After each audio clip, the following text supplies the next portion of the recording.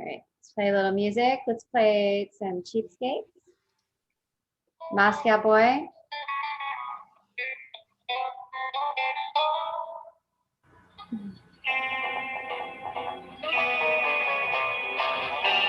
Have you heard this yet, Matt? I don't think so.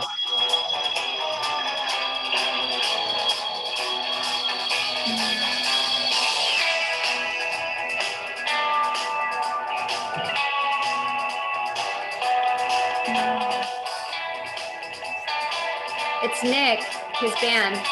Oh, cool. I like it. Who's singing? That's Dom, but Nick's gonna sing in a second here.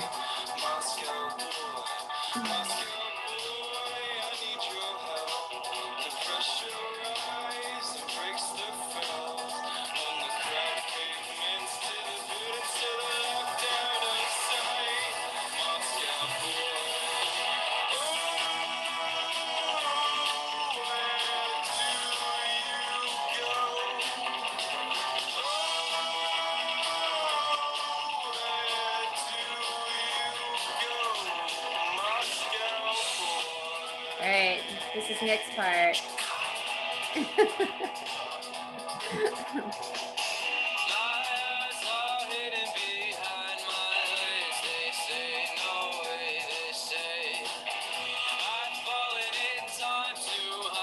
Reminds me of the Strokes, the voice. Oh, really?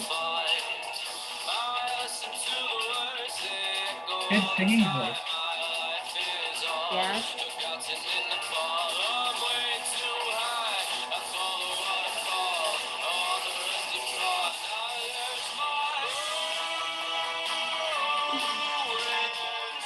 He sings really, he can like rap like really fast. It's crazy. So are our voices being recorded now? No. Yeah.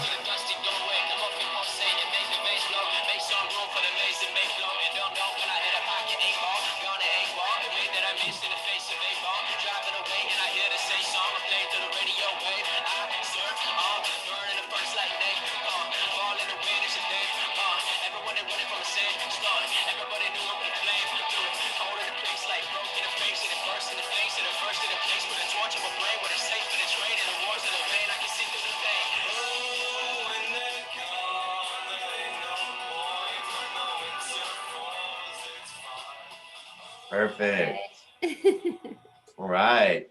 What a great intro there by the Cheapskates. That's a tune called Moscow Boy, band out of San Diego. Welcome to a brand new edition, a holiday edition of the Art Channel. My name is Greno, and my great co-host from the San Diego 64, Miss Ginger Lou. How are you today, Ginger? I'm awesome. It's a great day. Fantastic. Thought you'd take a moment to introduce our wonderful guest today. And we just want to thank everyone for joining us. So this is Matt Forderer. It's a friend of mine. We've collaborated together on several pieces. And I've been a big fan of your work, Matt, for years and years and years. And I always love to see the new stuff you have. You know, you have shirts now. I know you've been writing a book for a long time. And your daughter is amazing musician. It's just, you have a lot of creativeness going on all the time. Yeah. So do you want to tell me what it is you do and why? Sure. Yeah, like I guess I went to the Colorado Institute of Art to study graphic design, you know, a long time ago, from mid 1983 to June of 86.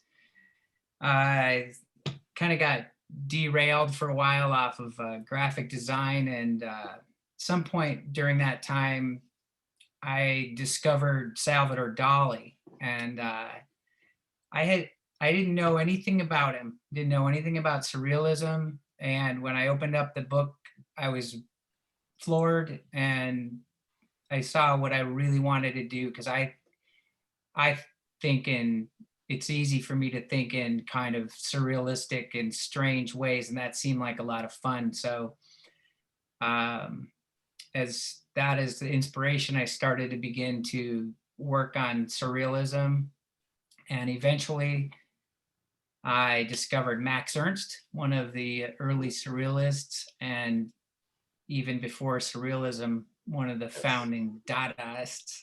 Yes, one of my And favorites. and then he did many things: sculpture, painting, and collage. But his collage just really, really triggered something in me, because it seemed like that wouldn't be to me as hard as painting. Like my mind works that way. I could just make something quicker, and this one time I took a trip to New York, and at the MoMA, by the way, we saw the Chuck Close retrospective. If you know who he is, if you don't, look him up. And he's one of the American giant artists, and it blew my mind. And when we were leaving, I bought this like 2-inch thick Max Ernst book. I actually have it right here. Sweet. Oh, wow. I think you've shown that to me before. Up now. I have it the right way. Yeah, that way. Perfect. There it is. Perfect. But anyway, this book, just I couldn't believe it. It excited me so much that on the plane ride, I could only look at it for like 5 minutes at a time, because my head was just racing. And then when I got back to my studio in San Diego, I just couldn't wait to start. And then I looked over on the shelf, and there was this old 1940s popular science encyclopedia collection that I picked up at one point. They were really small, and they were just collecting dust because they were black and white, and I painted in color, so I didn't even use them as reference. It was just, borderline, I was going to throw them away. And then I started looking at them, and he just started to see gold as far as collage fodder. And so I knew immediately, because I am interested in science things to use in collage. And so I'll show you my very first collage. Do you want me to just, since we're talking about collage, Yeah, show you please. guys some things? Yeah, Absolutely, sir. Okay. I have to say, you're also a very good storyteller. Oh, You always thank have really interesting stories. Okay, You're good at I'm going to share my talk screen here. now, and for a bit, and just talk about some things. Sounds great, Matt. Thank you so much. Mhm.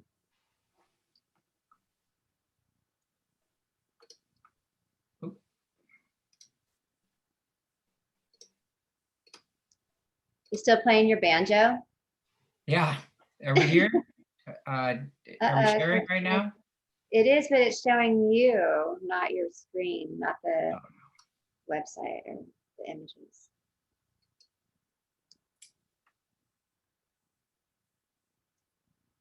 I'm going to play a banjo ditty before this thing's out, by the way. I still have a video on my phone of you playing the banjo. Yeah. Well, I can't play that much, but I love it. And some awesome. friend of mine that's a Burning Man friend insisted that I have it, and kind of traded it to me. And it's a really cool one. Let me try the screen sharing thing one more time. Absolutely.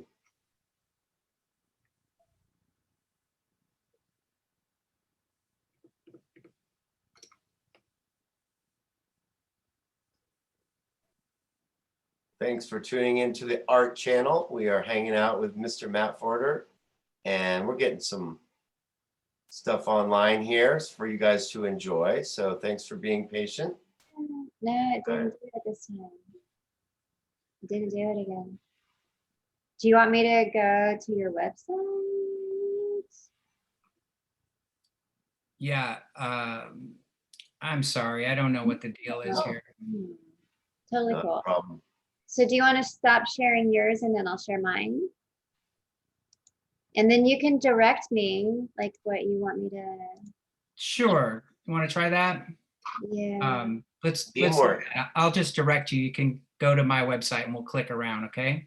Okay, hold on one second. So Let me make sure I have it here in front. Do this. And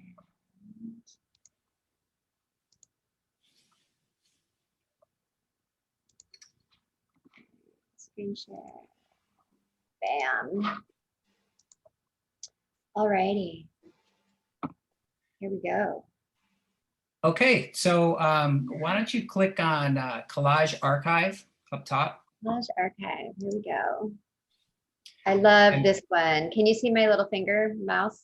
Yeah, thank you. Can you minimize the window a little bit so I can see the numbers at the bottom? Just or scroll to the bottom. Ah, Okay, click on number 12 at the bottom. And then scroll down a little bit more. And then click on 11.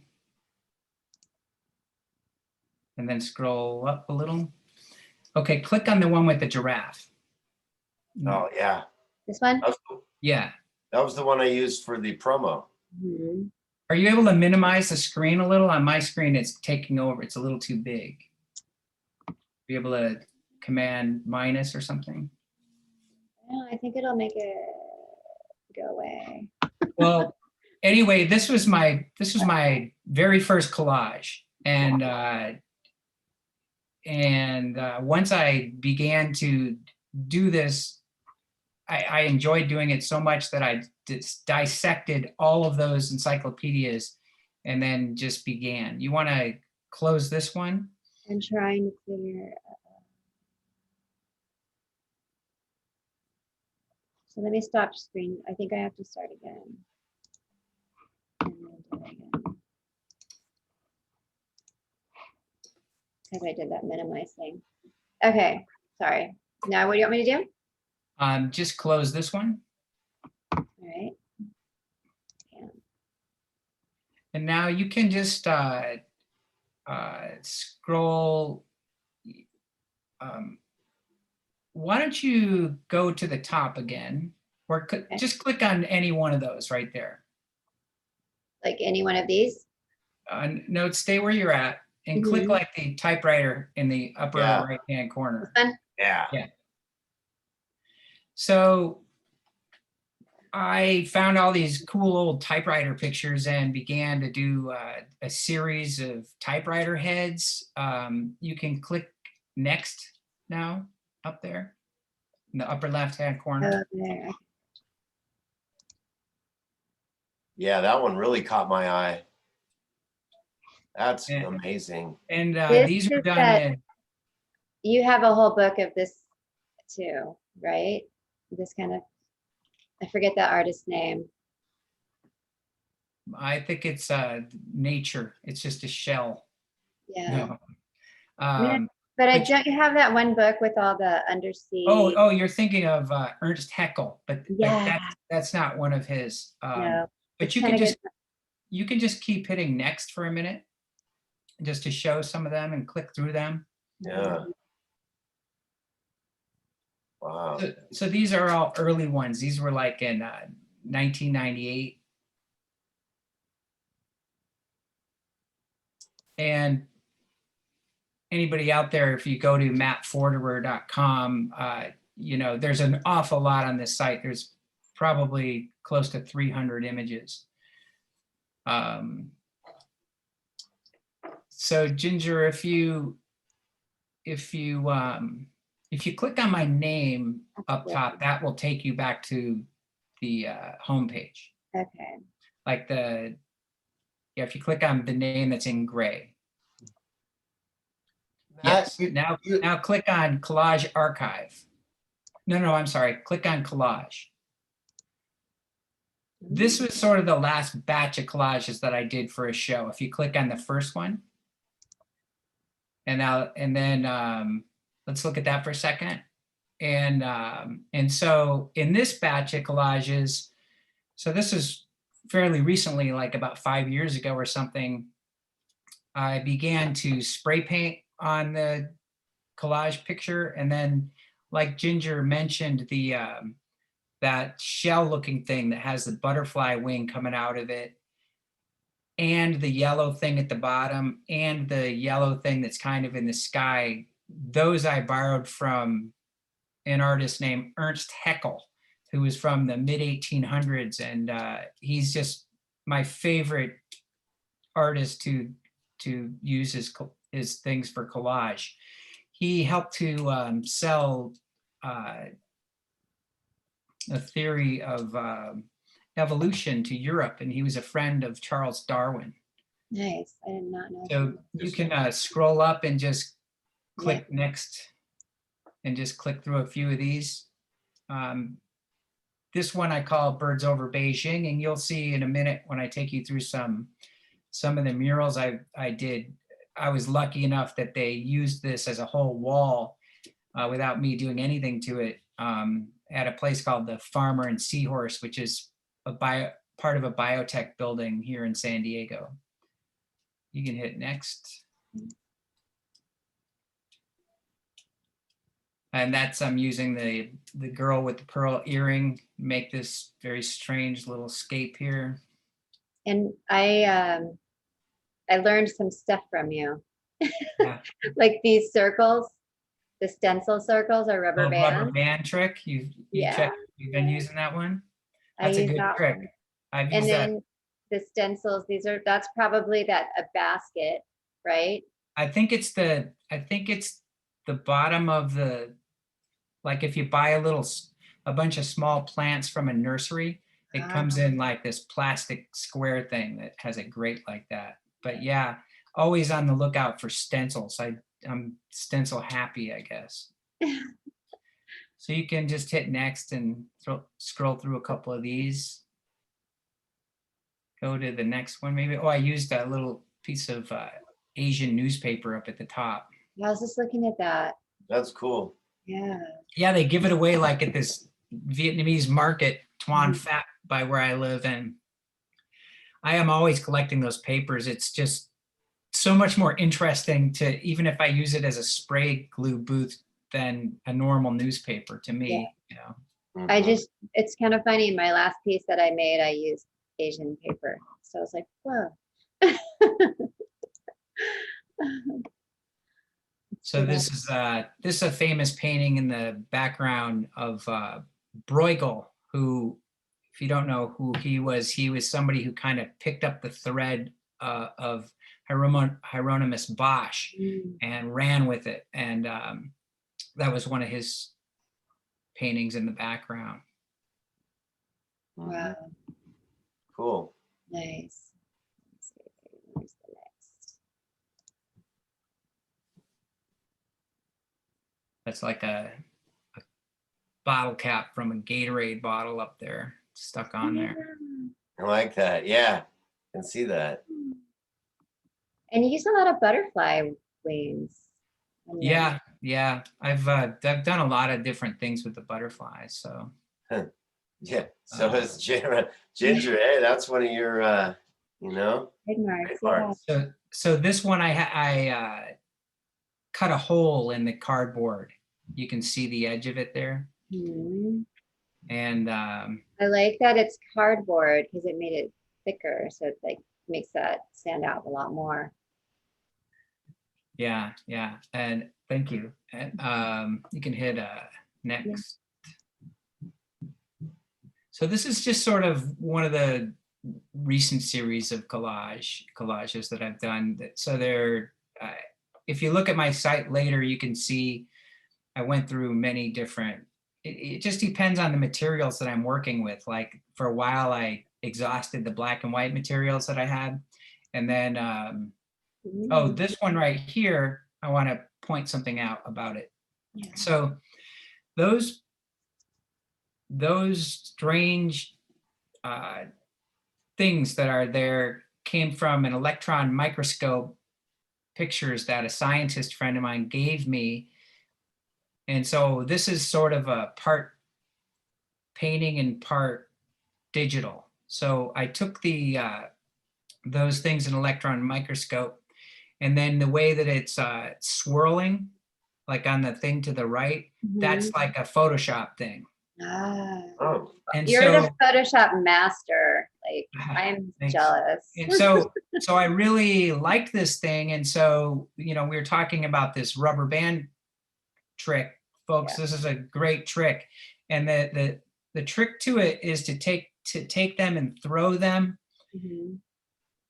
and let them sit where they are randomly. Like if you place them, it just doesn't work. You know, you can maybe move a couple around, but basically leave it random. And then you take spray paint and spray from the side. And in this case, I spray painted like the light blue from the bottom and then the gray at the top. And then if you keep the spray paint going from the side, it gives them kind of like a floaty look. Mhm. And then another trick that I like to use for stencils is actual weeds.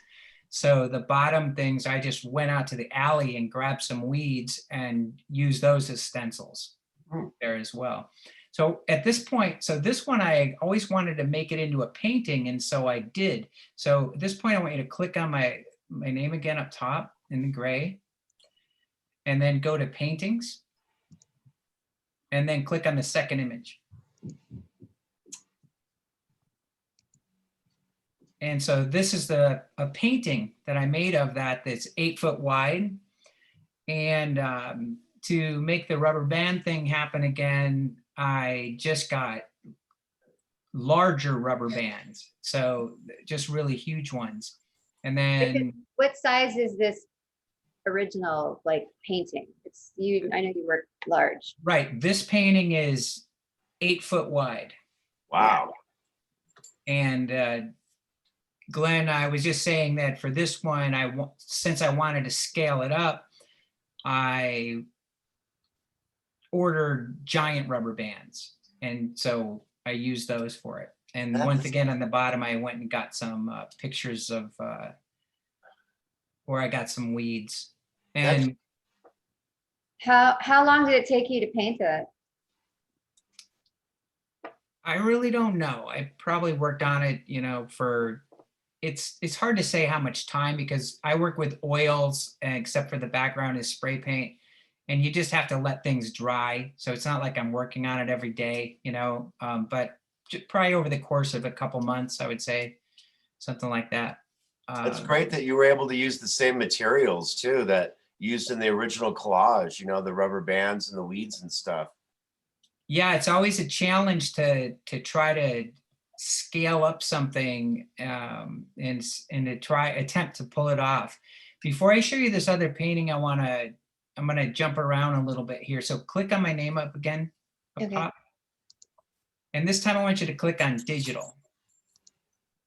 And then I want you to go to this, we'll get back to this later if you want, but go to the second row down and the first image. Okay, so this is a digital composition, and there's I use kale on the bottom, Mhm. If you're and hungry. I wanted to make this into a big painting, and so you know, I'm sure I could do a decent job of illustrating the certain elements, but the dot pattern that's behind the shells, that was a problem. It's like, how am I going to make that happen? In Photoshop, it's super easy, you know, to just make that happen. And if you'll notice to the right, it's like negative ones, and then to the left a little bit, they're the positive circles, like where the gray dots are. Mhm. So I was, you know, trying to figure out how am I going to make this happen, and so I looked online and I figured out I was going to make it into a big painting, an 8 foot painting. And so I looked online and I found these, I knew I'd have to find some circles. And so I found these wooden craft circles, like wooden nickels kind of. And I got a big bag of those. And then I printed out a dot pattern at the right size. Each one of those is like 1.5 inches. And then painstakingly cut out these circles in that pattern. And then I laid the painting down and placed those wooden things in there and lifted it up, sprayed it. Anyway, and then for the daisy at the top, I was able to find a doily, which is another favorite stencil of mine, that was that size. And so I'm going to show you the painting that I made from this now, which is my last painting. So click on my name again up top. Can I just say something really quick? I Sure. really like your use of the like black and white and with the color, because it gives it such like a three-dimensional quality. Absolutely. Thank Yes. you. You know, I read somewhere that an illustrator once said that it's good to put gray in your paintings because it gives the eye a chance to rest. But I wasn't always like this. I'm really happy working like this now. You know, you learn as you go along that there was a time when I was kind of illustrating everything. And then I realized it's much better to have a focal point, you know, and have some things fall off a little bit. So click on my name up top again. And now click on paintings. And then click on the first image. And this is the painting. Oh, yeah.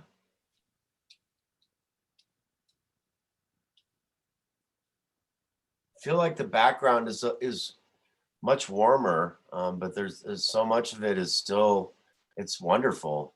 Thank you. One thing that happened when I was painting this that was kind of interesting was I was working on the bottom and the foreground that's near the rocks, and I was unhappy with it. I did it a couple times and then it was just getting too dark. And so I took a 2-inch chip brush and just took some gesso and just began to slather it all over it because I was just going to take it back to white and start again. I already had the haze around the nautilus shell to the right, the white haze around it. Mm-hmm. But then I started putting this white all over it. But then the bristles of the brush started to get up on the shadows of the rocks that I was painting it. But I was thinking, oh, that's okay. I can just wipe that off in a minute. But then all of a sudden I looked at it and I was like, wait a minute. This looks kind of cool. It's kind of looking like snow. It's like, and it's going well with the white elements that are coming out at the top. Mm-hmm. Yes. And so I decided to just leave it and work with that a little bit more, like create a little bit more of the hazy look, as if there's a little bit of a breeze pushing the snow around. It's very soothing. Like, yeah. It's like the tone is so like calming and relaxing. Like I could see this on a wall in like some kind of like meditation or yoga studio. Yeah. Yeah, thank Has you. that like grounding I I love the way the daisy came out in this too at the top as well, Matt. It's a little bit different than, you know, in the collage, but you can still have that essence of the doily and all that in there. Yeah. Yeah, thank you. And those flowers, those are called brugmansias, and they're these trumpet flowers, and they are a nocturnally fragrance emitting flower. And to me, the fragrance that comes out of these flowers is the nicest fragrance that I know of on planet Earth. Like it's Wow. nicer than roses or anything. It's just unbelievable. Does it have like a slightly lemony smell? I don't think so. It's a very unique smell, but if somebody could figure out how to bottle that, they would make it. Right. There you go. Okay, do you want to? I'll show some of my meat butterfly. This is a different thing. So click next. Ah. So I I did this one, That's sometimes at my work, well, I've been laid off now, but I worked at this place called Found Image Press that takes nostalgic images and puts them on products. And I worked there for 20 years and restored like 50,000 images in Photoshop. And sometimes I would get ideas, and I don't know what it is about steaks or meat. It started with Mark Ryden, if you know who he is.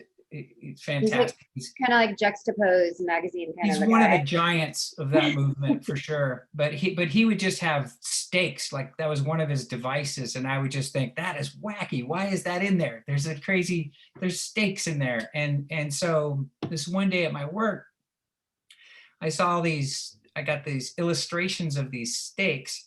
And if something is illustrated, I can kind of see how to do it, so anyway, I just quickly grabbed them and put them on a butterfly, and I was kind of like mesmerized by it, and I didn't know why. And then I sort of like thought about it later, and I thought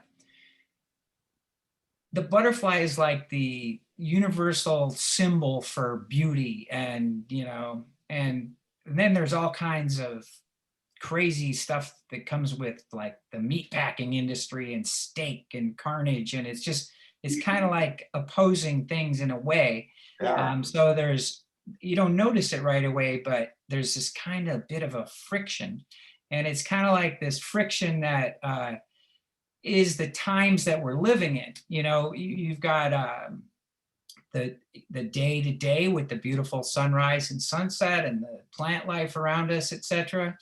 And then you've got the hellscape that Donald Trump has created, and there's this friction of the beautiful life and and all this terrible stuff going on. And this is pre-COVID. But hit this friend of mine, Chris Martino, who has a gallery in Barrio Logan here in San Diego, he really loved them, and he encouraged me to do a show of them. So I did that. And so if you hit next, you can see some of the pieces for it. Oh yeah. So, by the way, I have all these still. I don't know if anyone's ever going to really want one on their wall, but here they are. I like this one a lot. This is big, by the way. This is like 5 foot tall. Ginger was at the show. Yeah. You can go next, and this was one thing that's kind of cool is the journey of doing these meat butterflies. At some point, I don't know why I decided to do this pancake butterfly popped out, but which I dig, but it never would have happened if I hadn't have began making those other butterflies. Yeah. So it's just kind of interesting. This maybe is my favorite one. This is a zebra swallowtail. Great colors. Thank you. Mm-hmm. But so yeah, I would take the stakes and put them in different positions, like there would be 2 and 3, and then I would mock them up in Photoshop, so I could just change around the the stakes until I got it right, and then I would print that out and use it as a reference. Mm-hmm. This one, they almost like blend, so you almost don't notice that steak. It takes you a second to realize it's like something else on there, Mhm. Yeah, I always wondered what vegans would think of these, if they would be horrified. Yeah. Well, I'm sure they wouldn't want it in their house, but Yeah. It's making me hungry. Oh, I love this one. This one's like, you're famous for this one. well, go to the next one first, and we'll come Oh, back. the next one. Yeah. The other one. This one. Okay, so this was another thing that happened at my work where one day I was working on an image and a rooster profile popped up, and I was working on a zebra image, and somehow in my memory I remembered recently having a rooster picture that had a profile, and somehow it just synced up. Like, I don't know why, but I just went into our archive and grabbed the rooster head and cut it out real quick and popped it on the zebra. And it all happened like in a minute. And then I was like, wow, that looks pretty cool. But I was thinking, well, what could he be staring at? And you know, the way my mind works is I would want him to be staring at something sort of ordinary or boring or mundane. And so I went to our food category and, you know, I saw a grilled cheese sandwich and it looked like that'd be fun to illustrate. So I grabbed that and popped that in there. And then this picture has got some notoriety. I put it up on the internet some time ago, and there was a restaurant in San Francisco called the American Grilled Cheese Kitchen. And someone contacted me and said, we're creating this wall. We'd really like to use your image as part of the restaurant decor, you know, think we could use it. And this is like a while ago. I guess it says 2004. And I said, well, I'll tell you what, I'll get you a large file so you can make a print as long as you put the title of the piece and my name next to it. And so they did that. And then right then it was like enter the age of phones and everyone has a camera. And so people started taking pictures of it and posting it. And for a while, it was just on dozens and dozens and dozens of sites if you popped on it. And it became a little tiny piece of internet history. And I'll show you that. It became a certain meme where if somebody was going to participate in a blog, they would demand that they have a picture up there. And so the very first instance of somebody they would write the word picture unrelated on the bottom. And then the very first instance of that meme called picture unrelated is this. Now click on my name up top. We'll come back here in a second. Now go over to press and click on press.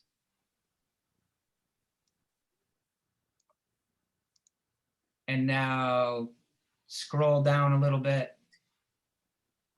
I remember the Rabbitville. Yeah, go down to the bottom where it says Rooster Zebra. Rooster Zebra, oh my gosh, right here. There you go. So this is the thing.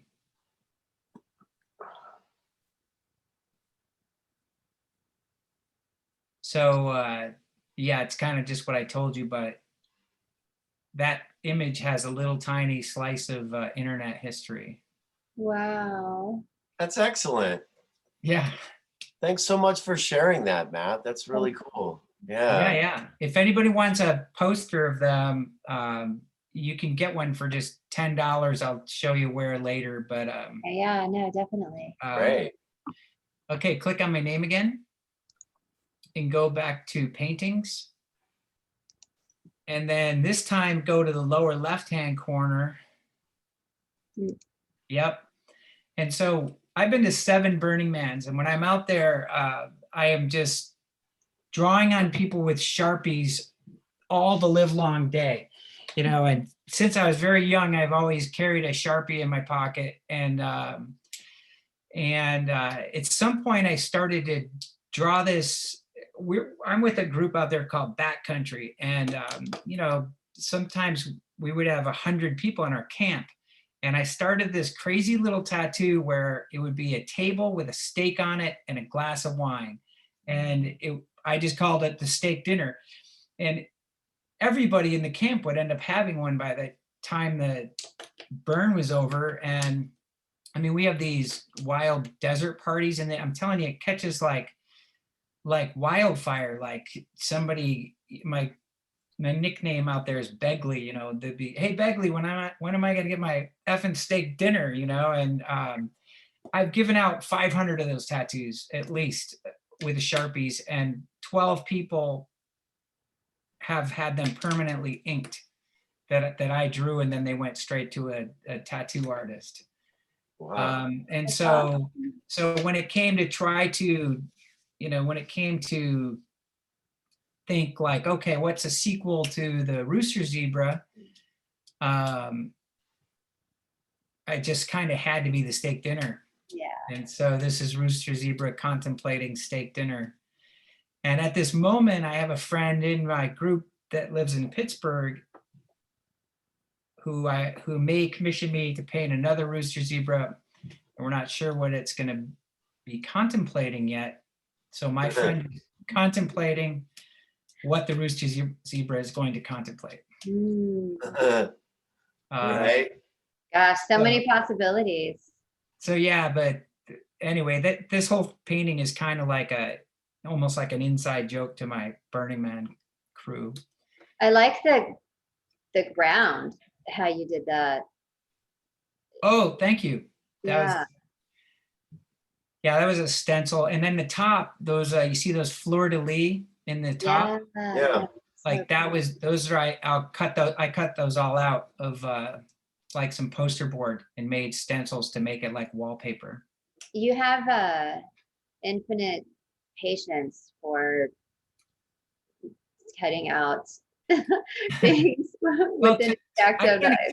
I can't explain it, but to me, concentration is relaxing. Yeah. Like I always enjoyed doing yard work and and pruning trees and things like that. And I enjoy playing chess because it's relaxing for me to concentrate and and that's why I just guess I have patience to work on art and stuff. Yeah. But you can just go click next, and go to, you can see a few more paintings. And this one is Rootin' Tootin' Flowerhead. That was more playful. That came from a collage. This came from a digital thing that I decided to paint. I remember. Now this was a collage that I decided to make into a big painting. This was 8 foot wide and recently sold at the Oceanside Museum of Art's auction. Nice. Unfortunately, they didn't have a live auction because of COVID, so it went in the virtual auction. And so, yeah, and this is this painting I really dig. I like doing the drippy, strange, scrapey stuff that's in the background. And this one's called November Bird. That's a falcon. This is one of my early surrealistic paintings called Tasman Sea Basket Star. And the starfish more or less was, it is strangely shaped like that type of starfish, but I just used it as reference and then played off of it from there. In the upper right-hand corner are a couple common birds around San Diego called northern mockingbirds, and they are similar to blue jays in the way that they're very swift and the design of their tail is that long blue jay tail. Yeah, and they're really fierce. What about that one that you have with all the flowers? It's almost like a kaleidoscope. Oh yeah, that will be coming up too. And this is an older piece, the Enchanted Waltz. You can see the crow man's sort of disappears into the background. Oh, I love that. The background is all scrapes too. It's not painted with a brush. It's just scraping through. Wow. She's got a cool dress on too. Oh yeah, thank you.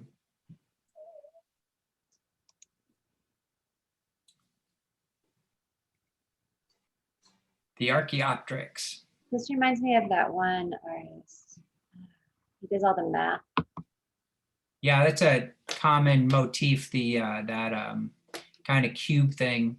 But yeah, I had some fun working with that. And this is often I would choose a bird that I wanted to illustrate and then just make up the background from after that. That's pretty. traded this painting for a small sailboat, a laser that I have and love.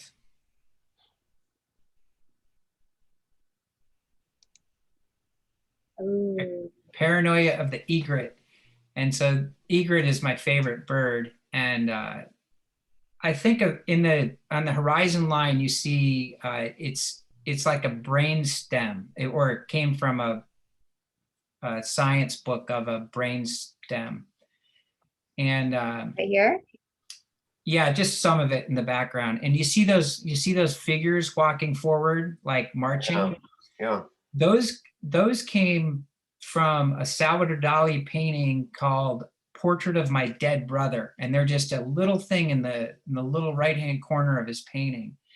And I imagine this paint, I called it Paranoia of the Egret because we look at a pretty bird like that and we just think it looks nice and everything is fine with, the birds. Just it must be nice to be a bird, but really mankind is encroaching on them. There are roads going buzzing by and cars and, and planes and people and bicycles, and so you, the viewer, are encroaching on this bird and he's staring right at you. I stopped signing paintings a long time ago. I don't do it anymore. I just sign the back of them because I always think that it interferes with the artwork. I sign collages sometimes, but not the paintings. Mm.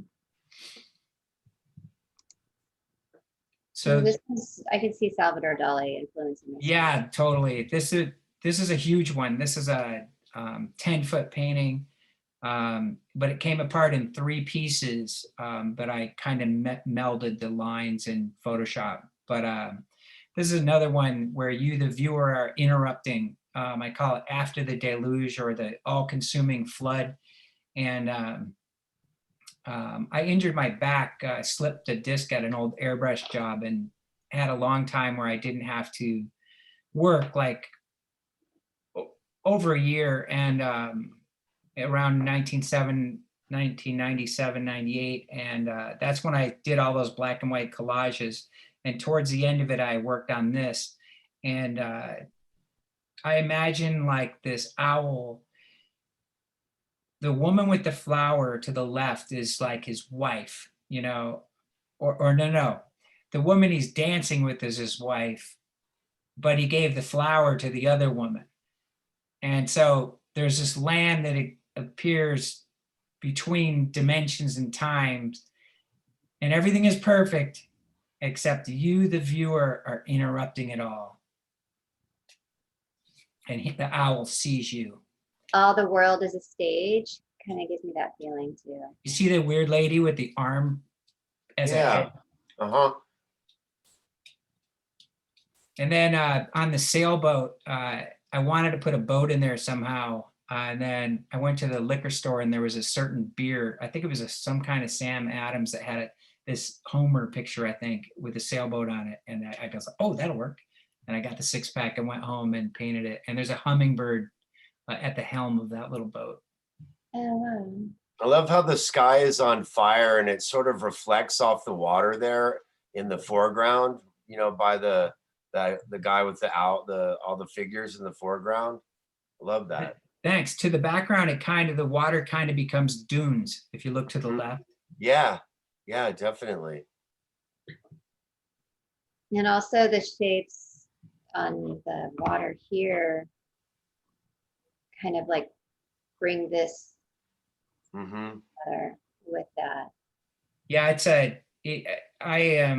I like the piece, but I would never paint like that again, though. I'm more prone to paint in more muted tones now, like that one with the Nautilus that I showed you. Mm-hmm. But click a couple more paintings and then we'll, so this is one you might remember a little while ago, we looked at a collage. Yes. So this is another one. This is one of my more successful things of when I blew up a collage. And once again, I had to create a dot pattern But yeah, I enjoyed painting this. And that shell type thing that was from Ernst Haeckel, by really getting in on it and illustrating that thing, I could kind of see how it behaves, how all those, that there are lines that run from top to bottom, and then those little leafy things that stick out. So by spending so much time on it, I could make this thing bending in different directions. You know what I mean? Like I could see how it would work. But I dig this. This is one of my favorites. Cool. Yeah, maybe I think one or two more. This is an early painting. What's it called again? It's called Mangrove Cuckoo. Yeah, and see, he's watching the dragonfly. See it hiding in the people. Oh yeah.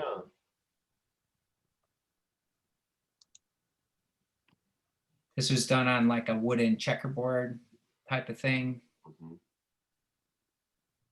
That's pretty. And I called it croquet because while I was working on it at my old house, a friend of mine and myself were playing croquet, and I just said, "Hold on a second," and I ran in the garage and had a circle stencil and just went pss, pss, pss, and put those balls there. And because the croquet is, I don't know, kind of has nothing to do with it. So I like that, it's just a random thing. Sure. Ginger, why don't you hit my name up top again? You can go see where that one Yeah, is. hit paintings, because I think we passed it. And then go to number 2, number 3. Oh, I guess we hadn't come to it. There it is. Yeah. Well, hang on a second. I have this one in my bedroom.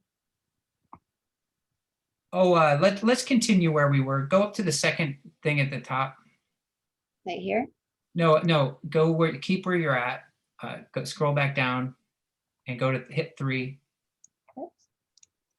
And now go to the second image. This one here. Yeah. Okay. So this is kind of like the first surrealistic painting I made that was of any size. See if you can see the date. It was in 92. And Yeah, 92. and you see all the skulls hiding in the clouds. Oh my god. As far as as far as I know, I haven't seen that before. So I feel like that's something somewhat original. I never really saw anyone else just making cloud skulls. And then once again, these creatures from the lower left-hand corner are Dolly. they came from this Dali picture, which I'm going to show you. I did a painting called Homage to Salvador Dali, which is coming soon. One last thing I wanted to show you here is if you look just to the left of the crow, there's like a woman's face hiding in the wall. Do you see it? Where is it? Here, lower, more to the left, more to the left, more to the left, a little more, left. That's the beginning of it. That's right on her chin. That's her mouth. You see the mouth? See the eyes? I don't need to make it bigger. Well, that's okay. Go ahead and hit next up there. Okay. So this is, I enjoy doing symmetrical paintings sometimes. This is one of the first ones I did. It's very kaleidoscope. Yeah, fully kaleidoscope. Yeah. It's easy to make a kaleidoscope in Photoshop and then use it as a reference. Oh, good idea. And so, are you able to minimize your screen so it could make it be smaller? I'm not. If you can't, don't worry about it. But I lived in Chicago for about 6 months, and this guy who owned a nightclub and was very successful. He was a younger guy, and he gave me the opportunity to paint this nightclub. But he said, "I'll tell you what, I'm going to let you paint the bathroom doors."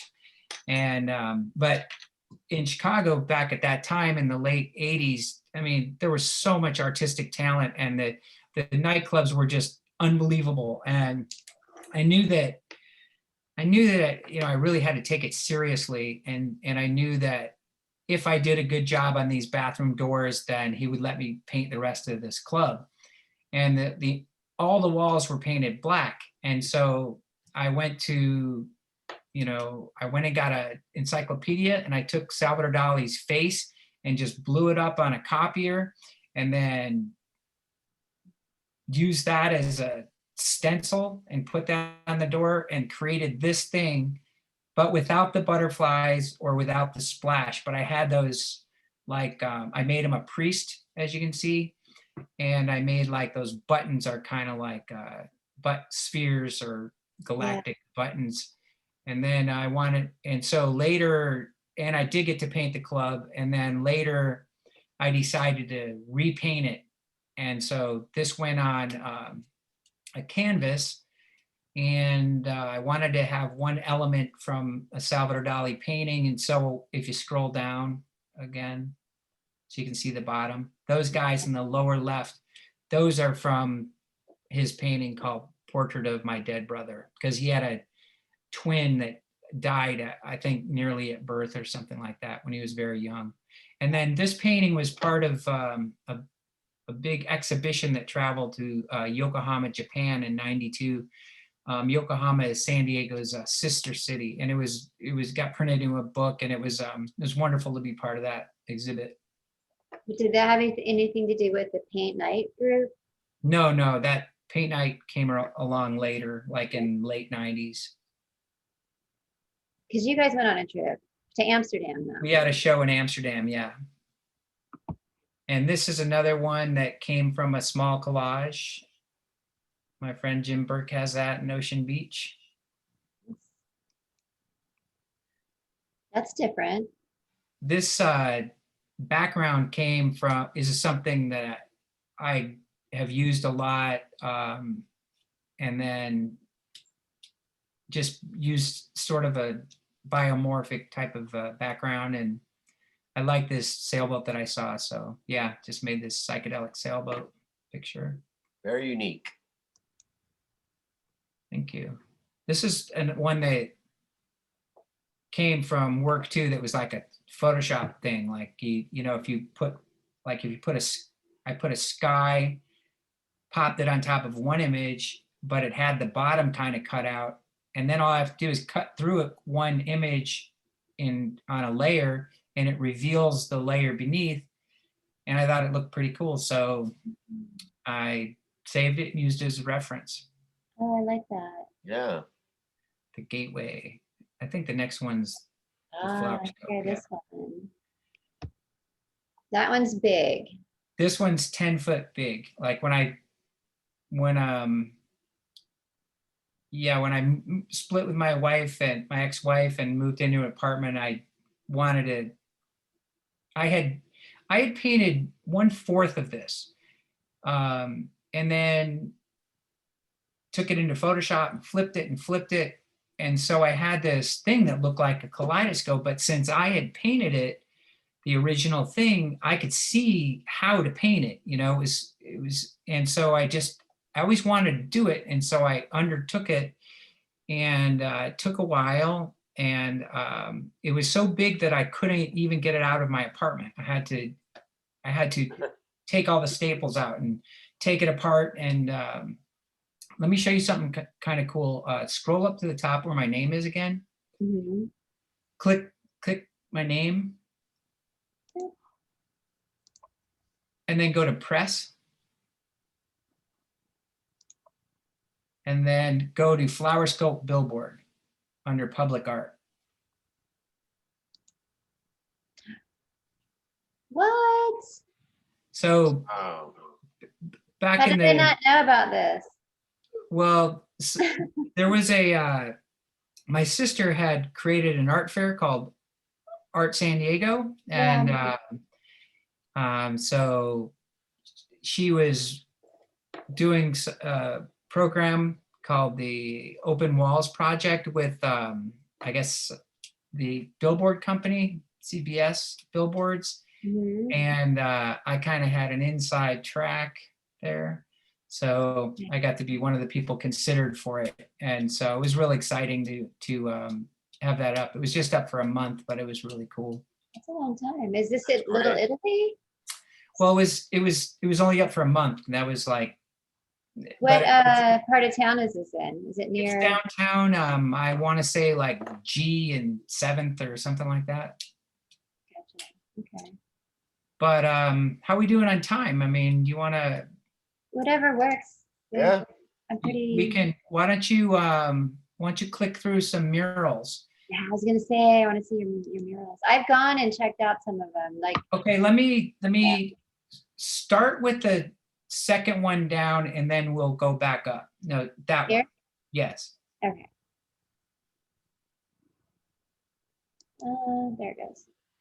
Okay, so Is this the one that's in like by UCSD, that area?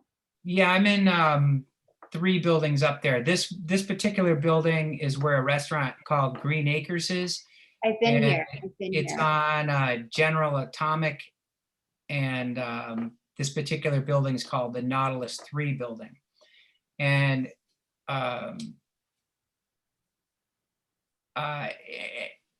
kind of getting ahead of it. If I'm stumbling, it's because I did all of these black and white digital collages working with a friend who's a poet in Austin, Texas. And we worked on it for like 5 years. And I have a bunch of stuff on the site. People, you'll just have to check it out sometime. I'm the only Matt Forderer in the United States, by the way. Oh. But this friend of mine who is an architect started to get red hot, and he turned his focus to, stay here for 1 second, and he turned his focus to interiors. And so he looked at all these black and white digital things that I made, and he said, we'd like to take one of these images that I did of a forest, and the foreground is of from an electron microscope. And the tree looking thing is comprised of a couple pieces from Ernst Haeckel. And but he said, if you could just add a little color, because it's going to be by a restaurant where they have their own garden and stuff. And so there it is. And I was really excited to have this piece up in there. And then it was really well received. And then it kind of launched a thing where I got to do the next project. I got to do like 10 walls, another project, 10 more walls. And then I got to do all the Crack Shack restaurants. But so click my name up top again, be the easiest way to get there. And then go to murals, and then you can just click through them all right now. You can just start at the first one. So that's in the architecture offices in their conference room. This is in my friend, the architect, Matthew Ellis. They used to be Blue Motif Architecture, and now they're PGAL. And this image is in his office. He commissioned me to create it for him. Wow. This one is one of my favorites, but it was one of those lucky things. Like my friend Christoph has a farm up in Carlsbad, and he grows poppies. And I just took a camera and put it under some poppies, without even looking, and took a macro shot. Yeah. And then later I created this thing from it, and he loved it and wanted to use it for a wall. But it goes back to me just randomly putting a camera underneath some flower and clicking it, just, hey, maybe I'll try that, and flash forward, and it created this. Amazing. Wow. This is another, this is the easiest money I've ever made. This is taking a picture of garbage. There's a shredded paper. And I didn't do anything to it in Photoshop. All I did was take a bunch of shredded paper and shove it in a vase and put it by a window and take one picture. And that was it. Oh my gosh. That's utility at its Genius. finest. Genius. I saw this one. So we've looked at that one. And here's just some people hanging around it. Bums me out that they put that couch in front of it, I'll tell you that much. Yeah. Oh yeah, I went to see this building. So this was this company, or there's this excellent branding company in town called Hollis Brand Culture. And one of their people came into one of my other jobs and kind of recruited me to work on this. And it was exciting, but it was incredibly difficult too, because I only had 2 weeks to finish it, and I had a day job, and they gave me, like, I had never even heard of the word steampunk before, and they gave me like several books just with 200 earmarks, and they're like, yeah, maybe put this in there and put this in there and put this in there. And anyway, eventually we got there, though. We got there, and I'm really excited about it. And millions of people see this when people are flourishing down there in the summertime. PB, right by Belmont Park. It's in Mission Beach, yeah, right next to the roller coaster. Nice. So you can just hit next. These are just some close-ups. So I really got to employ a lot of different things. There's kind of like a race going on around it. Like all around it, there's, in the lower left, you'll see, like, I got to invent these hot air balloons, and there's ships racing around it, just to the right of on the bottom, just to the right of the camera-headed man with the, there's a lion tamer taming a scorpion right there, right above there, yeah. And if you go to the upper right-hand picture, make your pointer stop right there for a minute. You see that plant right there? Yeah, see that? Uh-huh. I often look at leaves that are laying on the ground, and I see them, I imagine them as trees. Like, that would be cool if it was like a tree. And so when I was working on this, I just did just that. I was like, I think this could use something like that. And I got some scissors and went across the street and took a little snippet and took it home and scanned it and put it in there. Genius. That's great. And this character to the lower left wound up being one of the characters on one of my t-shirts. I have a t-shirt company, which is mt-shirts.com. Hang on one sec, I'll show you that shirt. This is pretty too, the way he uses like overlays. Yeah, absolutely. And Looks Yeah. like looks like a peppermint in the yeah. behind the balloon, like, Oh, look, do you see his shirt? That was cool. yeah. Should get one for my son. Get both of them. Yeah. This is them installing one. There's that rubber band trick again. Except, and the way I did it for this, you guys, is you have to make this huge file size. So what I did was threw the rubber bands down, spray painted it on a piece of poster board, and then scanned that poster board at a super high resolution as the backdrop, and then built on top of that in Photoshop. Next picture, you'll see it installed in the restaurant.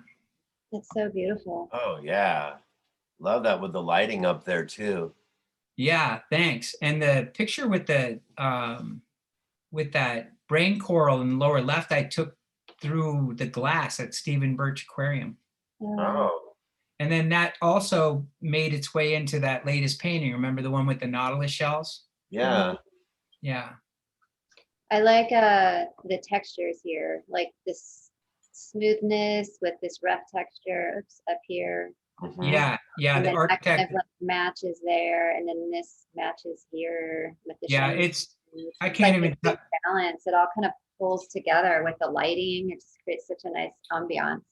I Yes. can't even tell you how thrilling it's been being able to do these murals. It's just been amazing. It's just the greatest thing having Yeah, them. Matt, what does it feel like when they're done and you go in and experience them for the first time, just kind of as a viewer as well? What does that feel like? Click to the next one, please, Ginger. Yeah. But well, Glenn, it's fantastic. It's like, it's difficult to make headway as an artist. You make paintings and artworks, and Mhm. sometimes they sell, and it's difficult to, you just don't really feel like you're making an impact or whatever. Yeah. But then all of a sudden, then these things started to pop up, and I know that scientists and people are eating and going around them every single day. It's just a really, really satisfying thing knowing that the things that I'm doing are part of the community. And I can't even tell you how great it feels. It's almost like if I was dying or something, I would feel like I accomplished something because of these. Fantastic answer, Matt. Thank you for that. Absolutely. It's like your children. Oh, This that's was a collage that they chose to put in one of Hyatt Hotel has a boutique hotel they own called the Andaz downtown, Oh, yeah, yeah. and they put it in there That's so cool. Okay. in one of their VIP rooms. Ooh, This is fancy. click back one more second. Yeah. This was a strange one. This is a little bit different. Like a number 9. And a Yeah. Well, you know what, the black part of the 9 came from an insect book of a tongue of an insect. Ah, butterfly. I can't remember what, but It looks like a butterfly tongue. and then the Mhm. yeah, that spiky red stuff is from some book that's from the inside the body somewhere. I don't even know what it is, but I like this one. It's a you know Sean Brannon, right, Ginger? Yeah, yeah, yeah. Yeah, he owns this one. He traded me one of his for it. No. Yeah, but yeah, I'm stoked to have this in there too. I'm sure people trip on it. It's a weird one. I like it. It's like surprises you. The 9 kind of surprises you there. It's cool. It has a good balance. Number 9. Yeah, exactly. I'm always drawn to 3s and 9s myself, so that's great. So is this that? I feel like I've seen this before. Well, it's on my site and under digital, but I took a picture of some chrysanthemum flowers and then flipped it around in Photoshop to make a sort of a reflective pool. That's so cool. Yeah. What about the crack shack? I want to see the crack shack.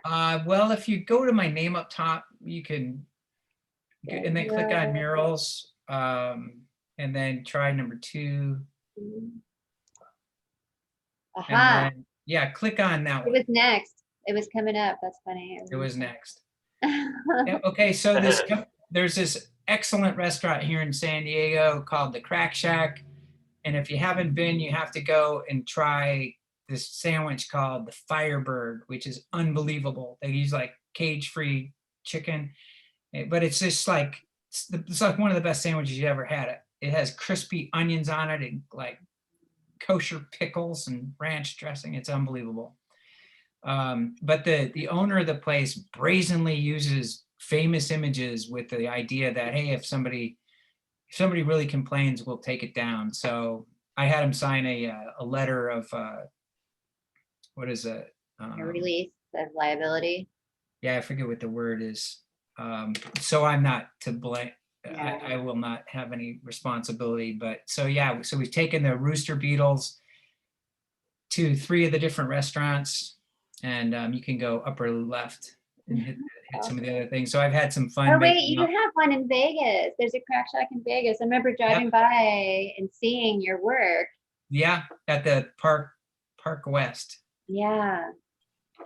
at the MGM.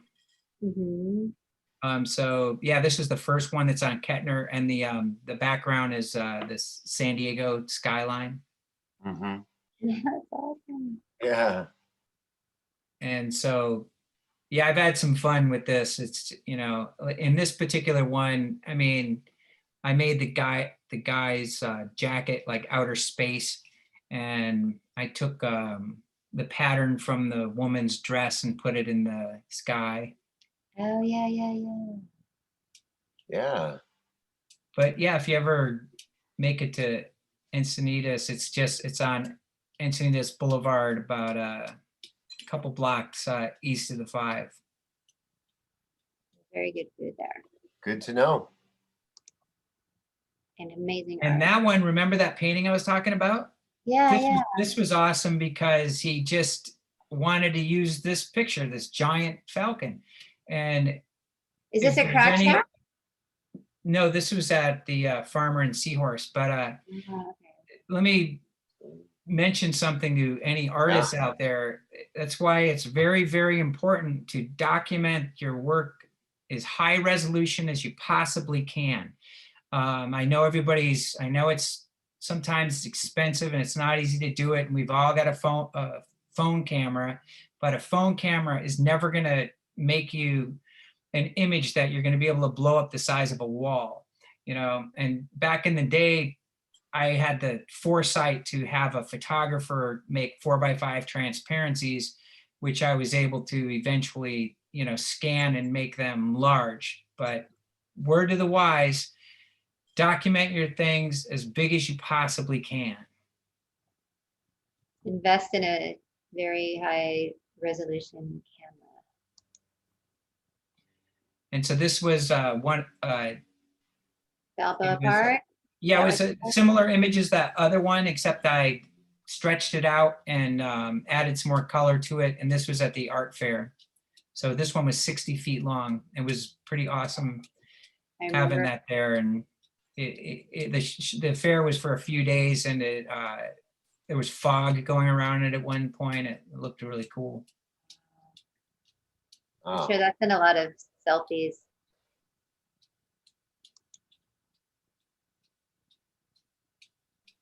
Yeah, that was just during the day. They had a Yeah, that accurate- can be permanent, right? That'd be kind of cool permanent. It's not permanent, but the company, you see at the bottom, it says printed on Ecor sustainable board.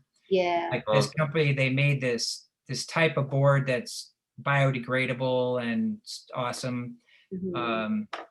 But a piece of this is permanently in their offices. Oh, wow. Oh.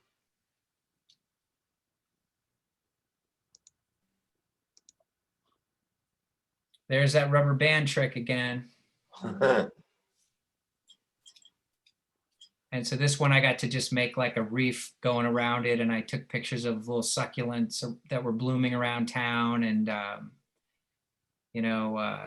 put little flowers in them and things like that. Some of my Yeah. favorite stencils, the doilies, bicycle sprocket. I really enjoy the balance between, the wall, like your art, and the way the room is decorated. It's just like symbiotic. Thanks. Yeah, it was super cool being able to do this. Just I got to do whatever I wanted for this big long room. That's so cool. Yeah. I love how this and here, and then this is like you can see it even though it's furniture, and it's just Mhm. it's a nice balance. It's so pretty. So there's this, see, remember I was talking earlier about how this one got made into a big wall? Oh yeah. Where is this restaurant at? Is it in OB? No, it's off Torrey Pines Road. This is at the Farmer and Seahorse restaurant. It's called the um, It has a very long name to the place. It's the, Ah, this is what I have in my bedroom. I have the little print of this. so I made a painting of this, but I like the collage better. Most of the time I like the collages better than I like the painting. Um, But yeah, this is another one. I was super stoked that they decided to use it as a wall, and I didn't do anything to it. And so, you know, luckily I scanned it as high of a resolution as I could. And then I have a trick to blowing things up even further. I use an application called Alien Skin Blow Up. And then I go and operate on it a little bit in Photoshop. ooh, that's good to know. Yeah. Alien skin, what? Blow up. Blow up. Okay, I can. Tricks. That's right. Tricks of the trade. Ooh. That's just a close up of that architect's office from earlier. Aha. Look at that. This was for a to cover the Vegas. Or construction no, site Los Angeles, I think. for Los Angeles, yeah. And the one in LA, I think is coming up here, but it won an award for Restaurant Design magazine. Wow. This is in Costa Mesa. Oh, wow. I got to make Jimi Hendrix and Muhammad Ali and Marilyn Monroe. Cool. And that one, that Rooster Beetles is, we used a vintage picture of their main drag up there called Newport. So that's pretty cool. That was 30 feet long. Oh, wow. Yeah, it's huge. Jeez. It's a billboard pretty much. Yeah. And yeah, this is just a little space scene with the chicken knot up there. Mhm. But, oh yeah, this is the LA restaurant. This is at the Westfield Mall in Century City. And so I got to take famous LA athletes and chickenize them, you know. So let's see, the one running is Jackie Joyner Kersey, then Magic Johnson. I can't remember who the baseball player is. And then we've got Wayne Gretzky, I think Bo Jackson, and then Serena Williams. That'd be funny to do portraits of people. And those are all light boxes.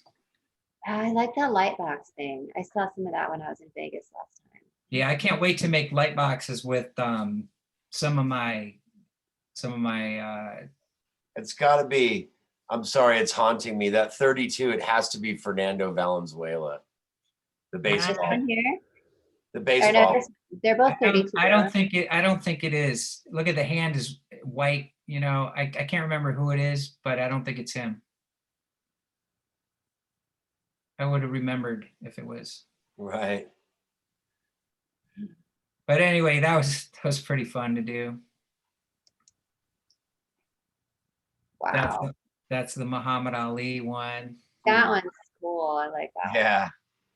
And That's at the time they had the celebrity chef that was involved in the restaurant named Richard Blaze. The owner wanted me to make everyone in the audience him.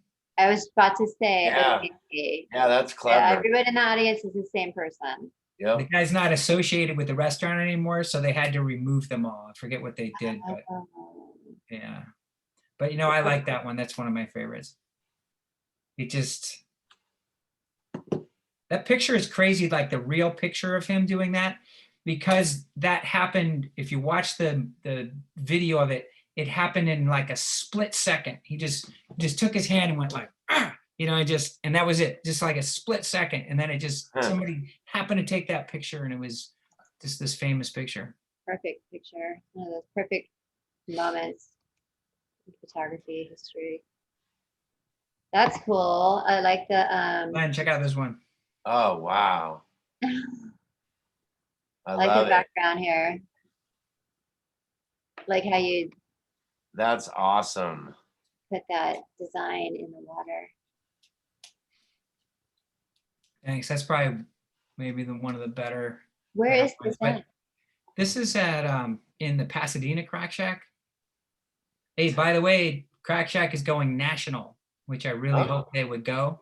They're being bought up by a bigger company. I think they'll be partially in control, called Savory. Okay. So the very first restaurants aren't going to happen until this next summer, but fingers crossed, I might have a whole bunch more chicken work to do. That's so cool. That's awesome. This is And, like some random idea, but they should have like a photo booth that you can get a selfie in that gives you a chicken head. Don't you Well, then how think? would they know it was you? It'd be better to have your It head. would be and a like chicken body. your clothes and stuff. You're like They with wouldn't your know it was you. It would work better if it was your face, chicken body. chicken body. Yeah. But it would match the restaurant and be cool if you had a chicken head. Well, I have so much. I mean, I literally have like 300 images. Oh, there's the Vegas one. Of course. I fought for this one, by the way. That, you know, the owner was I don't know, he had just had all these different ideas, and I really wanted Elvis, but an Elvis chicken, but they said that no, Elvis is sacred and we can't do it. And I mean, I even went so far as to get a cheap Elvis costume and have my daughter photograph me, you know, and then putting a chicken head on me, but they didn't use it. No. But anyway, I really like the way that these showgirls turned out. No, Yeah. I love it. It's so They're cool. great. And so this is at a building near University Town Center that the company deals with cybersecurity. They're called Service Now, and this is kind of in their like in their lunchroom. Uh-huh. It was real challenging because of that stairway going through it and everything, but I think it turned out pretty cool. Yes. The Nautilus. Whoa, that's trippy. Those Yeah. are cool, huh? I mean, you see people make these green walls and stuff, and it sometimes it looks okay, but rarely do they do something clever where it really looks cool. Yeah.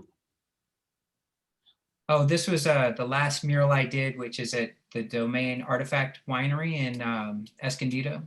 That is so pretty. This So was are these printed onto vinyl? sometimes. This one probably is. Sometimes they print it on canvas and just put it on the way they do wallpaper. Oh. Gosh, how can somebody get, like, let's say I'm like, I like this, I want this in my house. You talk to me and I could make a print of any size of it Oh, really? Okay. And how can people contact you? through my website. By the way, Matt, your website is very sharp, my Oh friend. my gosh, right? Thank you. Very complete. It's very easy, you know, to navigate. There's so much content. I'm It's visually thoroughly clean. impressed. Yes, Thank you. Yeah. thoroughly impressed. Thanks, Glenn. I had this friend from Burning Man that who's an amazing programmer. He actually programmed the bird scooter. And anyway, we were at Burning Man one day, and he said, "Yeah, my wife and I are thinking about getting a piece of your art." And I didn't have a website yet, and so I was like, "Aren't you a programmer?" And he's like, yes. He goes, "You design it any way you want, and I'll program it." And so he Oh, not only programmed it, but he's been so kind as to host it for all these years. yeah, no, it's sharp. Let me show you one other site real quick. Go up to the URL bar, Ginger, up top, and just click at the last R of my name. Ginger, you need to close some of those windows, girl. You're I getting know, Hey, right? hang on, don't Gee, Wait, an operation going on here. I know. Okay, now just type in the word design. and then hit go. So this is my site that just has all the commercial work on it. If you ever want to see, it's called Matt Forderer Design. That way, you know, a would-be client for mural work, they don't have to be scared off by meat butterflies. Right. Well, folks, you can go check out the other site. There's a lot to see there. I think it's about Banjo 30. I was about to say, where's the banjo? I'm gonna Yeah. go get it. I want to okay? ask you one question though. Did you ever Sure. finish that book you were writing? Shh. I have to use a pseudonym for that, so we're not. It's not connected with me. Mum's the word. Mom's the word. Okay, so maybe I could do stop share and then we'll have you and the full screen We'll see. for the We'll see banjo. about it. But I'm gonna bust a banjo tune for you guys, okay? Yes. I'll be right back. Sounds Okay. great.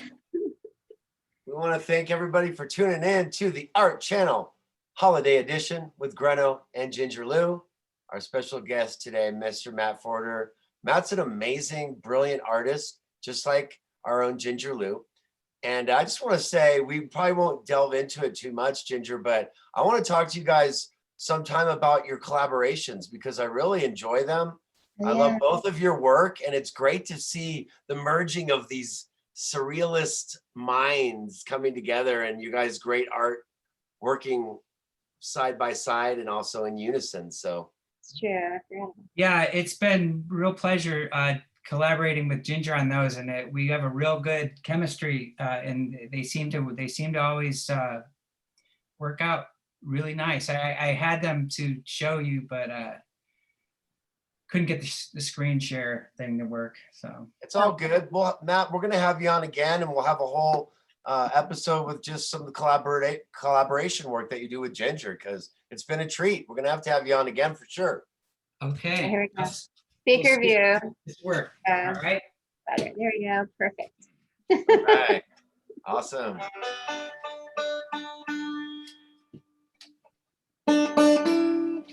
Okay.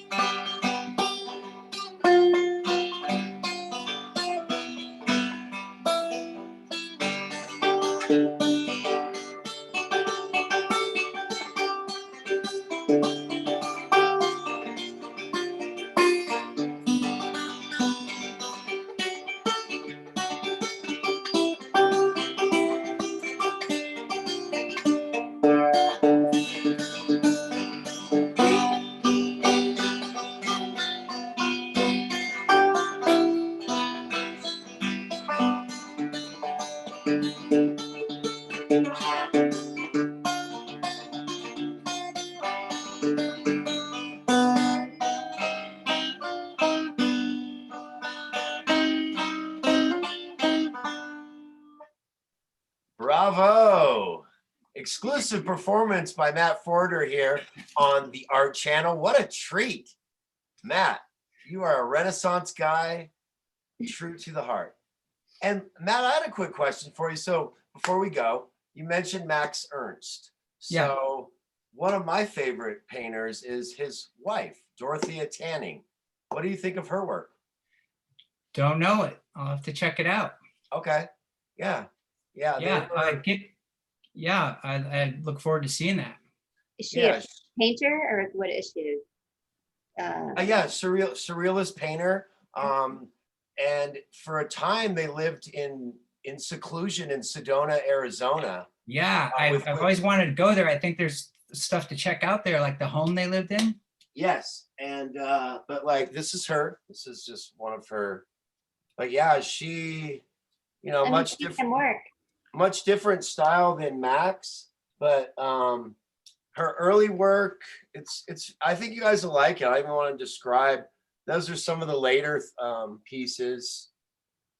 But she's got she's got a famous one that's named after a Mozart. I think it's Eine kleine Nachtmusik.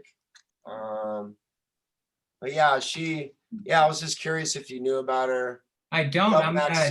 gonna Yeah. make a note and check it out. Dorothy Tanning. Yeah, I think you really enjoy her work. And yeah, Max Ernst is, you can definitely see the Dolly and the Ernst influence in your work.